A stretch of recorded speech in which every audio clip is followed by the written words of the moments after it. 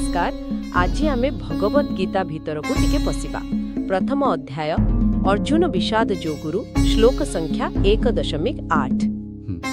आज्ञा एही श्लोक उपरे आमे आज गभीर भाबरे कथा हेबा। आम पाखरे जेउ सबु व्याख्या समीक्षा अछि सेही आधार रे चालंतु बुझिबा एहार अर्थ कोन आउ एथिरे जेउ योद्धा मानकर कथा अछि सेमानक विषय भी जानिबा आउ एहार गभीर तात्पर्य कोन सेटा भी देखिबा।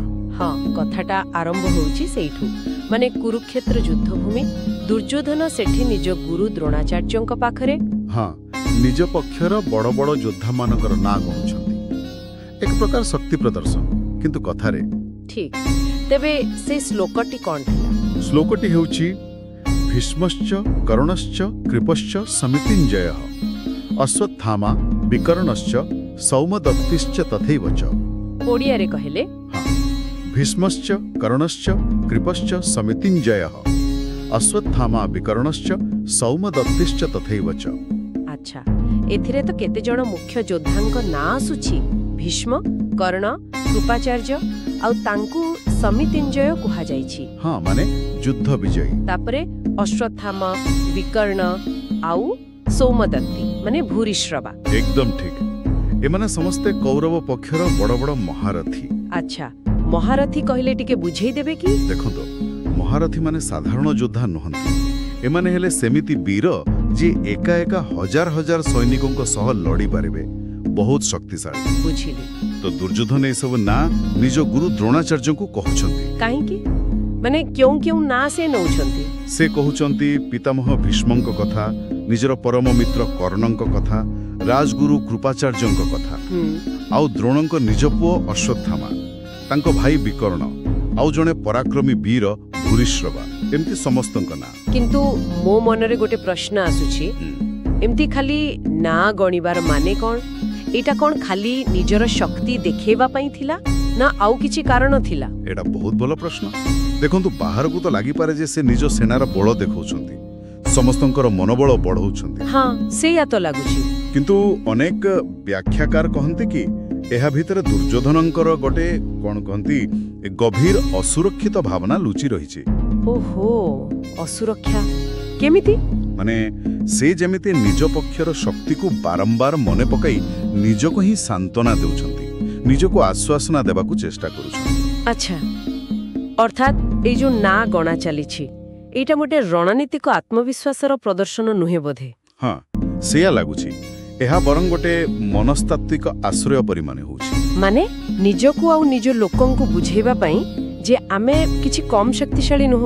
एकदम सेही भଳି आत्मविश्वास टु देसी एहा निज भितरर संदेह को दूर करिवार प्रयास परि मने हुए। बोधोए से मने मने पांडव सेना सह तुलना करूछंती। आउ एई जो मनोभाव एइठु बोधे ए श्लोकर गभीर दार्शनिक दिगटा बाहरुछि। केमिति? एते बड़ बड़ योद्धांग ना तो अछि, एथिरे पुणी दर्शन केउठु आसिला? संकेतटा बहुत सूक्ष्म। देखंतु एते नामी दामी एते शक्तिशाली योद्धांकु एकाठी करिबी दुर्योधनंकर पक्ष शेषर कोन हैला? हारि गले। हां एइटा ही देखौछि जे केवल बाह्य शक्ति, सामरिक बळ, बड़ बड़ ना ए सब विजय पई यथेष्ट नुहे। अच्छा, जदि पक्षटा अधर्म रही थाए तेबे दुनियार सबुठ भल योद्धा भी पराजय को एड़े परिबेनी। तेणु ए श्लोकटी गोटे प्रकार रे माने भौतिक शक्तिर गोटे सीमा अछि बोली कहूछि आ धर्मर गुरुत्व देखौछि। बा एटा बहुत गुरुत्वपूर्ण कथा कहले। अर्थात खाली सैन्य बल रे युद्ध जीति हुएनी, धर्म ही शेषरे जीते। निश्चय। ए शिक्षा आम पई माने आजिर दिन रे केमती प्रासंगिक? देखंतु नेतृत्व केवल संख्या बा केते जण जणाशुणा लोक आपणक सह अछंती ता उपरे निर्भर करेनी। प्रकृत नेतृत्व आसे धार्मिकता, नैतिकता आ ठीक दिग्दर्शनरु। जीवनर जे कोनोसी क्षेत्र रे से चाकरी हो बा परिवार, खाली बाहर शक्ति किंबा संबल यथेष्ट नुहे। भितरर नैतिक शक्ति आ आम उद्देश्यर स्पष्टता सेटा बेसी जरूरी। ताहेले आमे आजी जहा आलोचना कले ताकू जदि संक्षेप रे कहिबा, गीतार 1.8 श्लोक रे कौरव पक्षर केउ महारथी माने थिले सेमानंकर ना देखिले। हाँ आ से ना गणिबा पछरे दुर्योधनंकर जो संभाव्य असुरक्षा भाव थिला, जेमिति से निजको आश्वासना देउथिले, सेई कथा भी आमे कहिले। आउ सबुठु बड़ कथा हैला ଏତେ ଶକ୍ତି ଏତେ ବଳ ଥାଇ ବି ଅଧର୍ମ ପକ୍ଷ ଶେଷରେ ହାରିବା ହିଁ ହାରିବ। ଏଇଟା ଦେଖଉଛି ଯେ ଭୌତିକ ଶକ୍ତିଠୁ ଧାର୍ମିକତାର ବଳ କେତେ ବେଶୀ। ଏସବୁ ଶୁଣିଲା ପରେ ଶେଷରେ ଗୋଟିଏ କଥା ମୋ ମନକୁ ଆସୁଛି। କୁହନ୍ତୁ। ଦୁର୍ଯ୍ୟୋଧନ ସେତେବେଳେ କେବଳ ଏମିତି ନା ଗଣୁଥିଲେ, କୌଣସି ରଣନୀତି କି ଯୋଜନା ବିଷୟରେ କିଛି ବି କହୁନଥିଲେ। ଏଇଟା କ'ଣ ସୂଚାଉନି ଯେ ଯୁଦ୍ଧ ଆରମ୍ଭରୁ ହିଁ ତାଙ୍କ ନେତୃତ୍ୱରେ କିଛି ଦୁର୍ବଳତା ଥିଲା, ମାନେ ଆତ୍ମବିଶ୍ୱାସର ଅଭାବ? ହଁ, ନିଶ୍ଚୟ, ଏକଦମ ଠିକ କଥା ଧରିଛନ୍ତି। ଏଇଟା ନିଶ୍ଚୟ ଭାବିବାର କଥା। ସତରେ ଦେଖିଲେ ତ, ଭଗବତ ଗୀତାର ଗୋଟିଏ ମାତ୍ର ଛୋଟ ଶ୍ଲୋକ ଭିତରେ କେତେ ଗଭୀର କଥା, କେତେ ଜୀବନ ଦର୍ଶନ ଲୁଚି ରହିଛି। ହଁ, ପ୍ରକୃତରେ ଚିନ୍ତା କରିବା ଭଳି କଥା।